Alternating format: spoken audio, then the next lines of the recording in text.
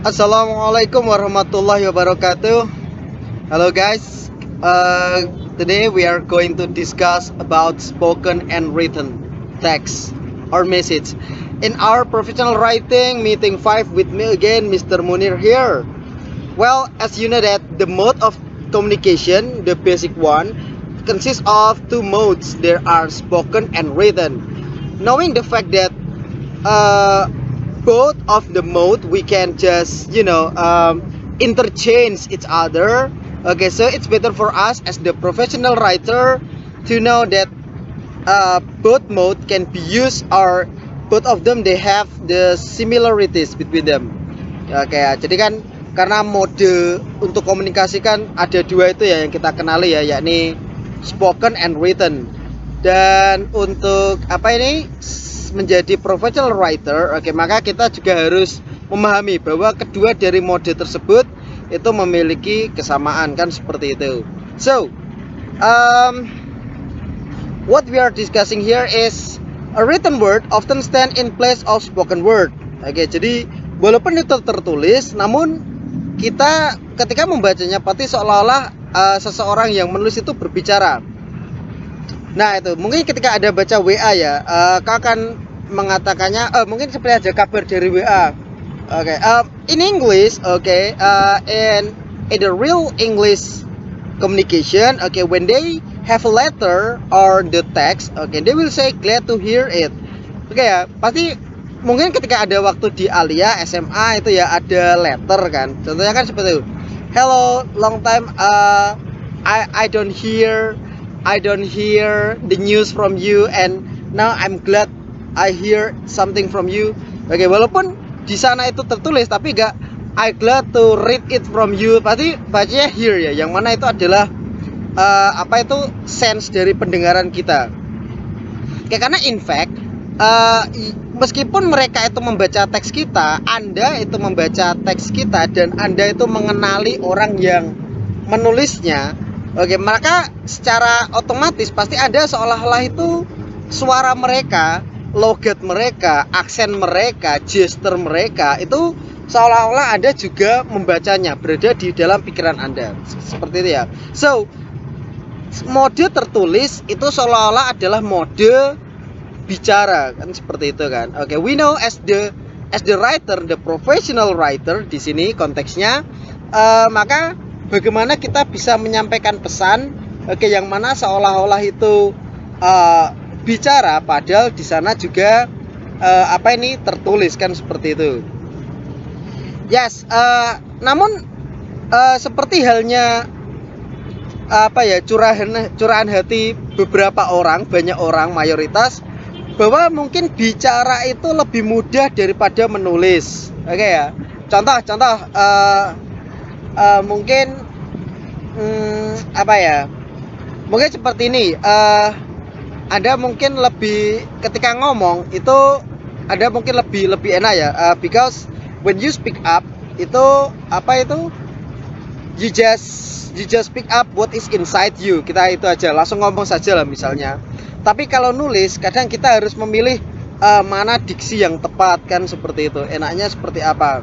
Although mungkin menulis itu lebih karena mager aja ya. Oke, mending langsung ngomong aja daripada nulis kan seperti itu. Yes, and based on the research, speaking is much easier than writing because writing is more effortful. Okay, it says, apakah seperti itu? Well, however, this is not the concern of our topic today. Yang akan kita bahas adalah tentang how a spoken word is similar to.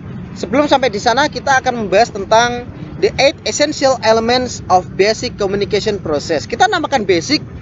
Apakah ada basic, ada advance? Oke, ya tentu saja ada. Oke, nah di antara basic dan advance itu ada professional, seperti ada basic listening, basic speaking, nanti ada advance academic ya itu ya. Nah, yang advance itu ya, berarti advance itu berarti yang paling itu seperti ada simbol, sign sama gesture. Oke kan? Jadi kita tidak harus melihat barangnya ya, melihat nama atau apa. Kalau kita melihat ada garis garis merah, kuning, biru itu kan, itu pasti Indomaret. Atau ada logo Apple keruak, nah itu kan pasti Apple sudah menyampaikan, itu namanya advanced communication. Kalau basic communication itu ada 8. First is the source, oke, yakni orang yang menyampaikan sesuatunya, pembicara atau penulis. Yang kedua receiver, tentu saja pendengarnya, pemirsanya, penyemaknya. And then the message, sesuatu yang dikirimkan dari sumber ke penerima. Channel, yaitu adalah mode apa yang dipakai. Oke kan, mungkin secara teknis ada tulisan dengan bicara, tapi kan mode channelnya tidak hanya itu saja, namun juga television, radio, newspaper, pamphlet, banner, what else, from YouTube maybe. Oke, itu channel. Next is the feedback, yaitu respon dari yang menerima. Oke, kita tahu kalau ini oral, spoken, itu feedbacknya bisa direct feedback. Oke, tapi tidak juga kan. Misalnya in television, dan Anda memberikan feedback langsung. Misal Anda melihat, menonton curahan hati istri. Anda pasti tahu, itu orang jahat, jangan dipercaya. Apakah feedback itu langsung diterima oleh orang tersebut? Tentu tidak. Oke, walaupun emak-emak biasanya memberikan feedback langsung buanter di depan layar, tapi tentu saja karakter yang berada di layar juga tidak akan mengenali kan. Oke, and then the next thing is environment, yakni itu tadi ya, ini memuat di sana tadi ya, environmentnya. Walaupun modenya itu, channelnya itu mau memberikan feedback, tapi karena environment yang tidak mendukung, dia di layar kaca, Anda di ruang keluarga, maka tidak bisa pesan itu tersampaikan. And then context and interference. Oke, jadi ini adalah dua hal yang menjadi sebuah komunikasi itu terganggu. Konteks, yakni psychological expectation. Kita pasti berharap kita ada mengucapkan good night gitu, harapannya dibales gitu ya, ternyata dikacangin misalnya seperti itu. Atau dia tanya, kita ngomong apa ya? Oh ya, kamu tahu, kamu pinter bahasa Inggris kan? Iya. Bahasa Inggrisnya kayak selamat tidur itu apa sih?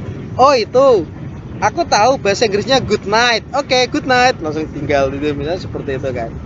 Itu. Dan yang kedua adalah interference atau noise, block or distortion. Ini sesuatu yang mengganggu komunikasi juga. Jadi seperti telepon yang terputus, atau tidak ada kuota, atau sinyal yang terbatas. Nah, itu adalah termasuk interference. Namun mereka berdua, yaitu itu tadi spoken and written, yang nanti boleh Anda bahas, kita diskusikan maksudnya seperti apa. Mereka berdua sama, oke, yang mana keduanya itu juga bisa dibagi menjadi verbal. Kalau spoken itu kata yang Anda pilih, oke, sementara kata yang Anda ucapkan, sementara di written itu yang dipilih. Sama non verbal, kalau yang spoken itu melalui raut muka, oke, atau bolang, body language, sementara untuk yang written memakai font, layout, appearance. Oke, namun written itu membuat komunikasi itu lebih dinamis antara sumber dan penerima, karena mereka di waktu yang berbeda. Nah, masalahnya adalah ketika kita face to face, kita akan mendapatkan feedback. Sementara jika secara tertulis kan tidak kan. Maka yang poin kedua tersebut penting kita mengantisipasi kebutuhan pembaca, interpretasinya seperti apa, dan itu bisa Anda baca sendiri. Katakanlah kalau Anda ingin memperkenalkan produk, maka apa yang Anda katakan itu yang harus Anda pilih kan, kata-kata apa kan. Well, and last thing that I want to say is, strategi dibalik dari bisnis itu tersebut adalah tulis kata apa, frasa apa yang kau gunakan ketika Anda bicara. Kemudian kata atau frasa tersebut bisa Anda pilih lebih hati-hati untuk meningkatkan ketepatan, kejelasan, dan pemahaman. Karena tertulis itu merupakan mode di mana feedbacknya itu secara tidak langsung atau lag ya, kekurangan feedback langsung. Seperti itu. Please, anything related to what is that non-direct feedback, we talk it in our WhatsApp group. And that's it, the video for today. Thanks for the attention. See you next time.